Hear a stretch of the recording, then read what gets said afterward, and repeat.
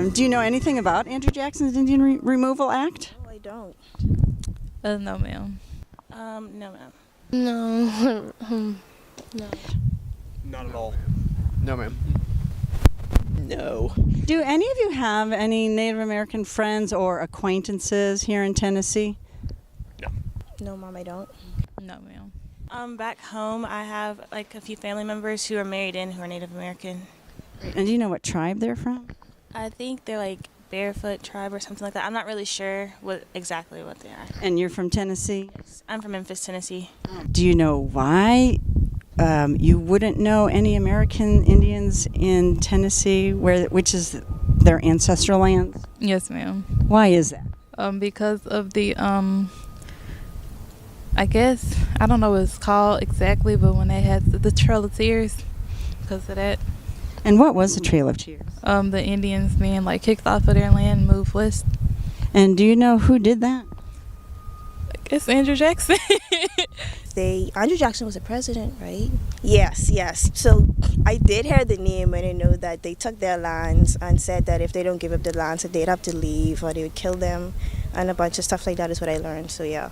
I know a little, I think. Like, it started the Trail of Tears or something, and like he made them all move out west, but that's about it. It's just very limited information that's given to us. So. And do you know why that is? Why is our education so limited, and especially our history education? I don't know. Really, I feel like those who did make the history books only wanted us to learn what they wanted us to know about. So really limiting us from really knowing how society even came to be.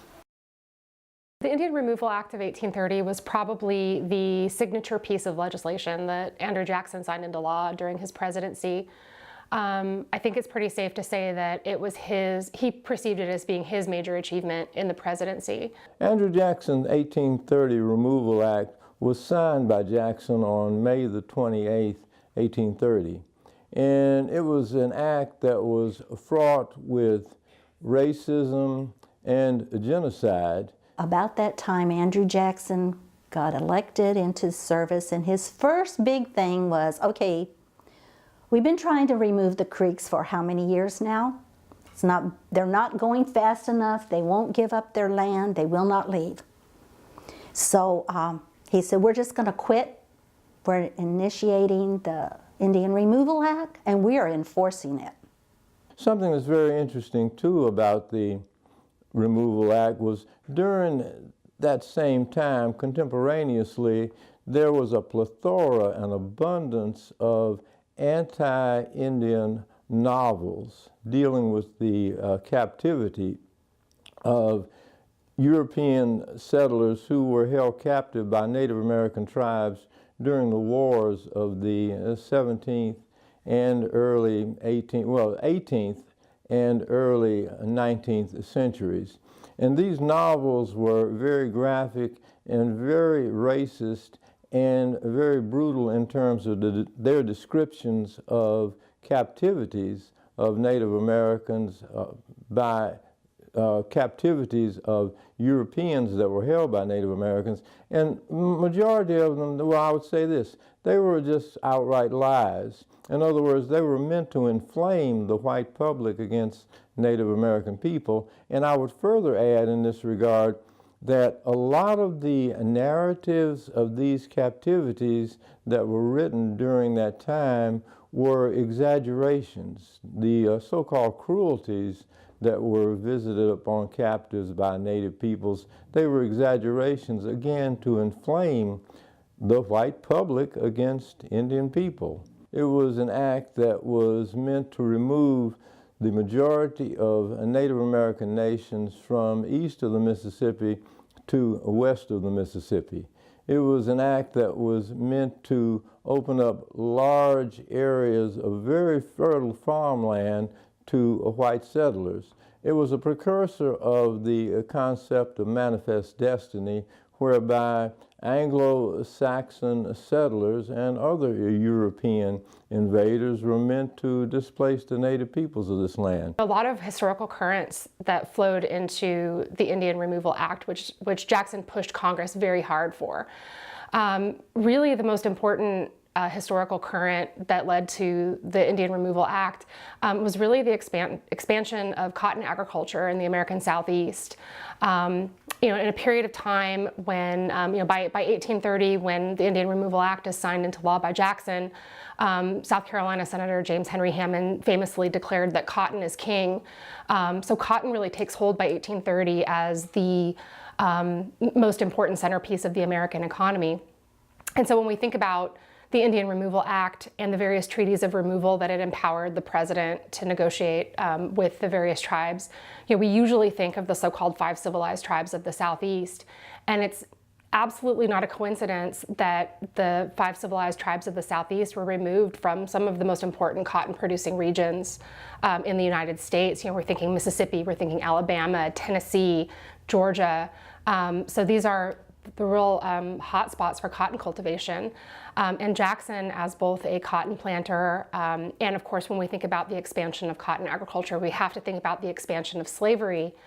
Jackson, as both a cotton planter and a slave owner and a slave trader and a land speculator, this was in his wheelhouse. This is exactly the type of legislation that not only tapped into the broader expectation among whites in the United States that they would have increasing access to Indian land, but also, it's that nice synergy between the broader interest and Jackson's own personal interest. So it's really easy to see, I think, how the Indian Removal Act became something that he was personally so passionate about, but also something that I think the American people were passionate about as well. We already fought the Creek War with invasion. And we were being forced into migration, and starvation was still playing a very big part of this time. 1824, 1825, 1826. It was so miserable to try to live without the resources. And when Andrew Jackson signed the Removal Act in May of 1830, it was a culmination of decades of hatred that had been engendered against Native American people because of the wars that took place and because of the very just wars that we engaged in to defend our lands. My particular family were Hidjitis, and they were refugees across the river, the Chattahoochee River, into Coweta Town. So they were refugees from Georgia. Hundreds and thousands of people were coming over. And then there was not enough food, there was quite a lot of rebellion, quite a lot of hatefulness going on from the white people, a lot of the last remaining lands in Alabama, there was a lot of raiders into there. So it was a very difficult time for the people, very difficult. And then the starvation issue was quite large. In order to get to the other tribes in the South, they had to come through Cherokees first. The Cherokees came down and helped Epothio, Yohola, and the Upper Creeks and the Lower Creeks negotiate treaties, negotiate removals, negotiate, we're not leaving, this is our land, we are ownerships of this land, we are not occupancies, we signed a treaty for the remaining of these lands and we're not leaving. So it was a lot of back and forth, and as it ended in treaties and fundings through government, but the government, and I think it was Henry Clay had mentioned that there was no Indians worth saving. We were not a breed worth preserving. And again, the Removal Act was a culmination of this hatred to try to eliminate and take revenge on Native people in the South for the just defense of our lands. Having a situation where of all the people that you knew when you left Georgia or Tennessee or North Carolina, to arrive in the Indian Territory, and then, you know, 1 out of every 4 or 5 of those people are gone. Even the very affluent Cherokee elite, I think of somebody like the principal chief John Ross, lost his wife during removal. So really, you know, this was just completely across the board in Cherokee society a disaster.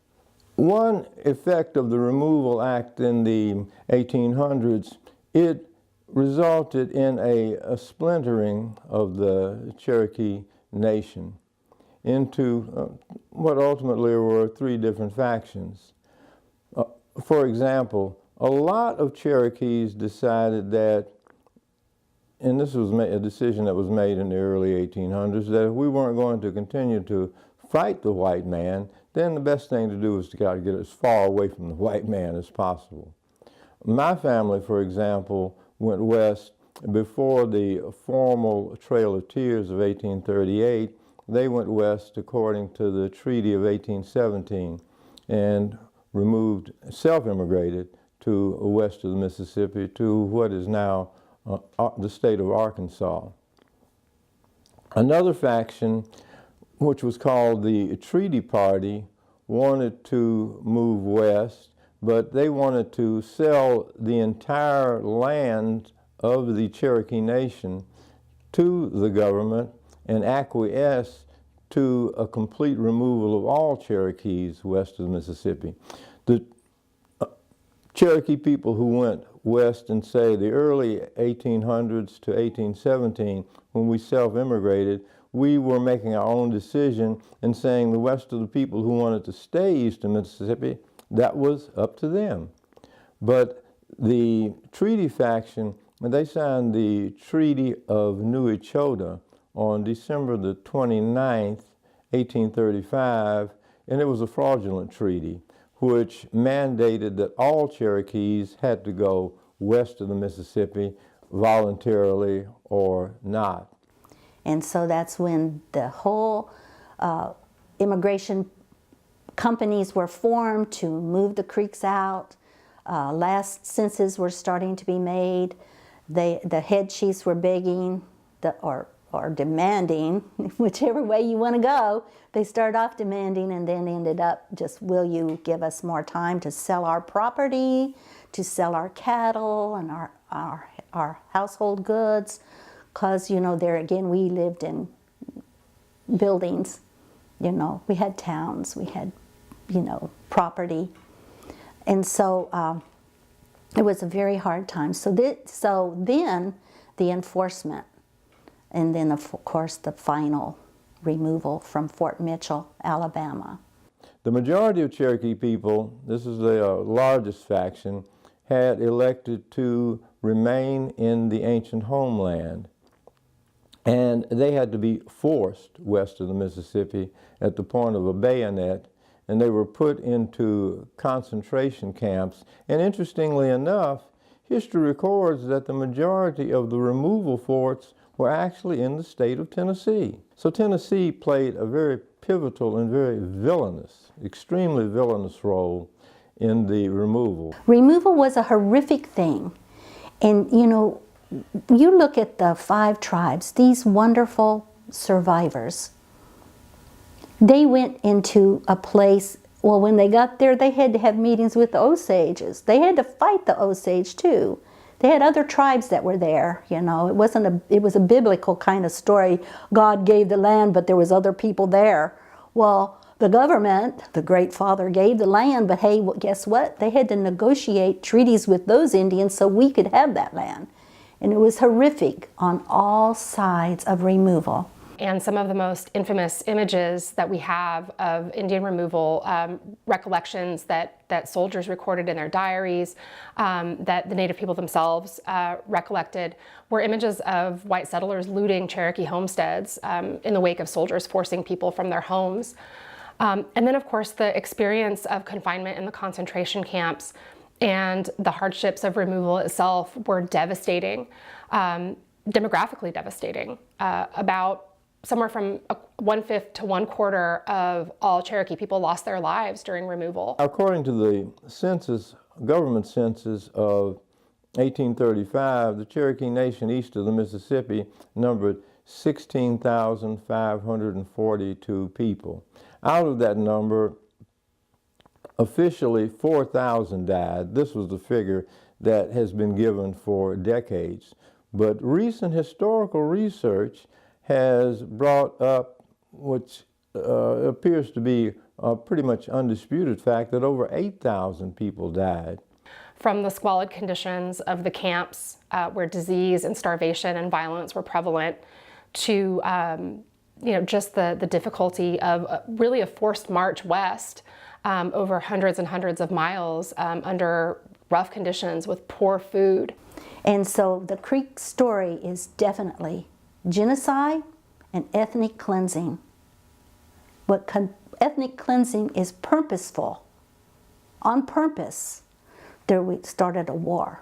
They signed treaties, and the Treaty of Fort Jackson was never ratified by the Congress. You know, treaties are supposed to be ratified. That one, I don't know how it skipped through, but you know, land speculation's a pretty good reason why we just go on to the next step. So it was horrific.